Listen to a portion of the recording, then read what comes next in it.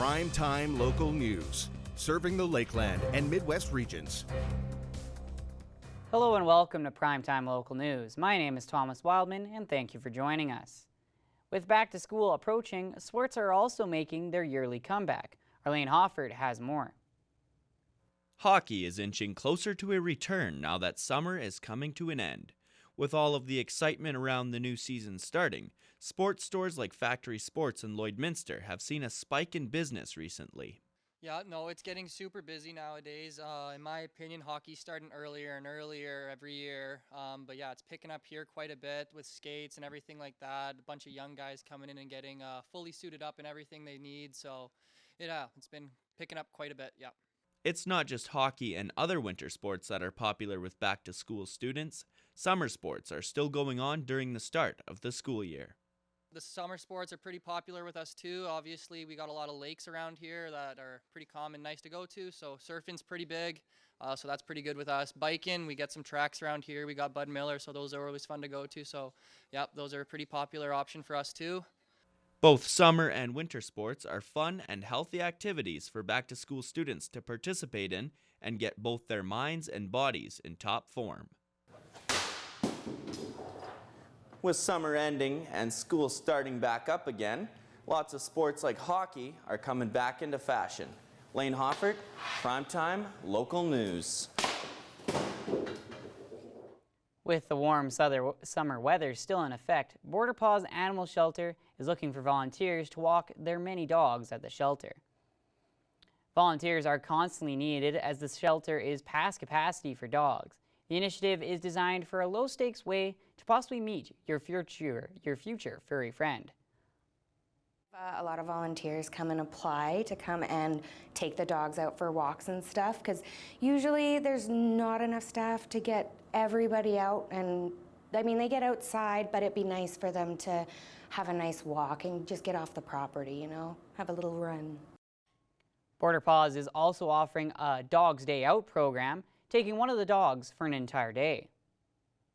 There is an application that you can fill out online or here at the shelter, and essentially we give you all the supplies, leashes, toys, anything you might need, and you take the fuzzy friend out for the day and maybe take them to some pet-friendly stores, the dog park, socialize them a bit, because it's a lot easier for them to get adopted that way when they are used to people and used to public areas and stuff like that. As always, Border Paws has many animals still up for adoption.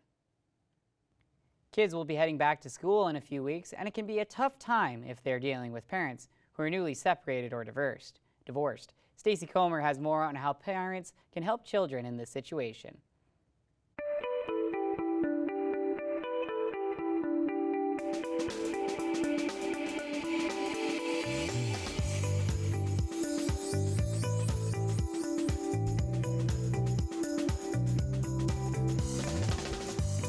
Dobson is back with us again this week. Stephanie is a lawyer, mediator, and online educator, Henka Divorce Law and Mediation with offices in both Lloydminster and Edmonton. And it's time for another episode of Healthy Thriving Family After Divorce. Stephanie, thank you so much for joining me today. Thanks, Stacey. I can't believe we're talking about this, but I know. Back to school. I know. Back to school for kids. And obviously, it seems like we were just talking about summer just a few weeks ago. Next thing you know, we'll be talking about Christmas. I know. Well, one of the things that can be very difficult for kids going back to school is if they are dealing with parents who are newly separated or divorced. So, Stephanie, what can parents do to prepare their kids for school when this situation has happened? Well, there's a couple things. So first that I've thought of. So first of all, getting involved with your kids' preparation for school, things like buying school supplies and even planning activities. So as for buying school supplies, if they're anything like my kids, they're very excited for going to Staples and Walmart and all those places to get school supplies. But it's really important that you make a plan in advance with your co-parent as to whether the school supply costs will be shared and even who will be doing the purchasing of those items so that we have a solid start to the school school year for the kids. And thinking about registration for extracurricular activities, that's going to be coming up soon. If it's not done in the spring already, then it's done here right away in the fall. And you and your co-parent will need to have conversations about any changes that might need to be made, or because there's cost, maybe new cost constraints. There might be some time constraints with kids living in 2 homes now, but it's really important to have a plan and to be a united front. Second, it's really important now that the summer is coming to a conclusion to have a look at the school calendar and think about the parenting schedule. So your separation might be really new. You might have thought just about how are we going to parent our kids over the summertime, but now that the school year has started, maybe having a look at some of the school, looking at the school calendar and as it relates to your parenting calendar, and making some adjustments there.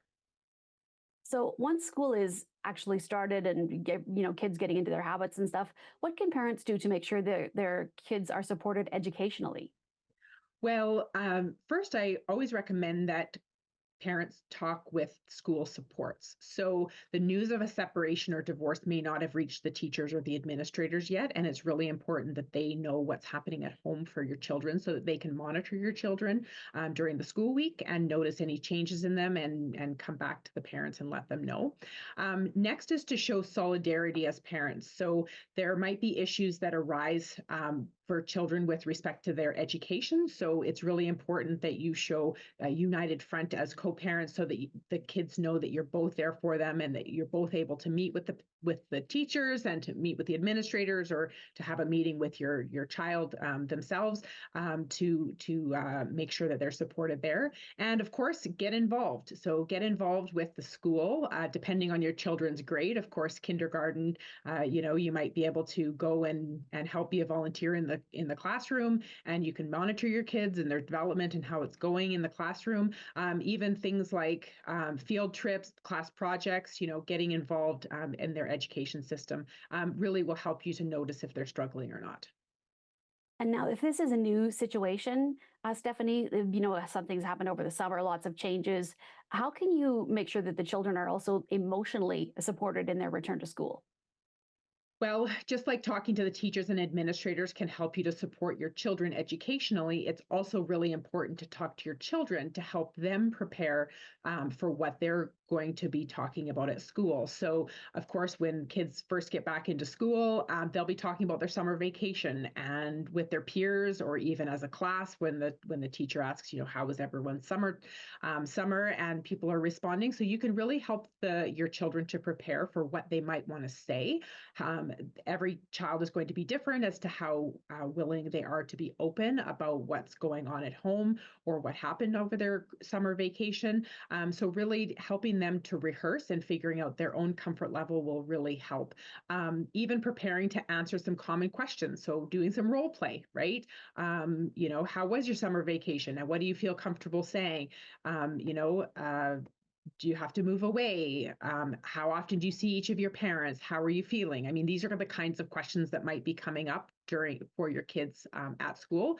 So really, at the end of the day, it's really important that your kids feel prepared and supported by both parents, if possible. And of course, at the end of the day, ensuring that they have someone to talk to, whether it's a parent or another family member, or even a counselor, in the event that the kids want to be open, but they are concerned about who they want to be open to. All right, Stephanie. Well, thank you so much for joining me. As I said, it's back to school has snuck up, I think, on a lot of people, and it's amazing. This is important. I know this is an important issue to deal with, obviously, if you are heading into the school year. So thank you very much for chatting with us, and we'll talk to you again next week. Yeah, thanks, Stacey.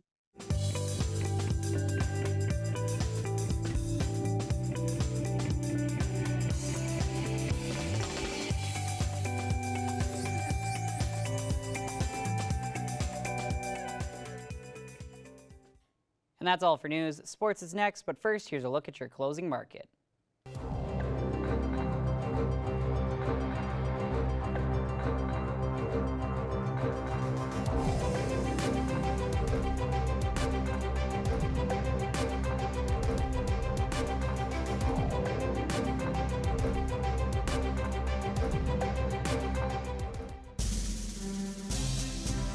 Today's oil prices are brought to you by First General Services.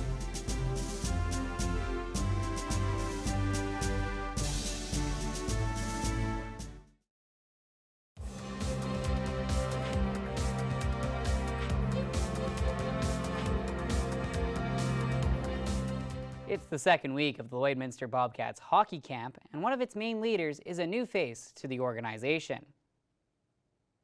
Matt Broussard was hired by the Bobcats back in June and is making his presence known, leading the on-ice training for the young players attending the Bobcats hockey camp.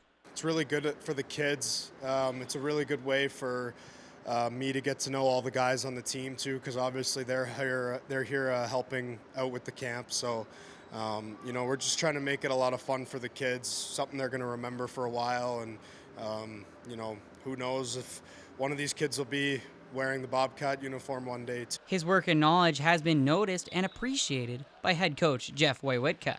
And he's been first class ever since stepping into our organization. Being a defenseman, giving back to our, especially on our back end, and then obviously to our other players around him. And just the way he handles himself, we're kind of throwing him into the fire here a little bit as far as running some stuff, and he's done a fantastic job. Broussard not only was a former draft pick of the Vancouver Canucks, but also was playing professional hockey last year. And Broussard plans to use that recent experience to help connect with the players. I'm really recently removed from the game. Like I was playing last season, so I think bringing in a young guy that has kind of been in these guys' shoes very recently is going to be something that I bring. Thomas Wildman, Primetime, local news.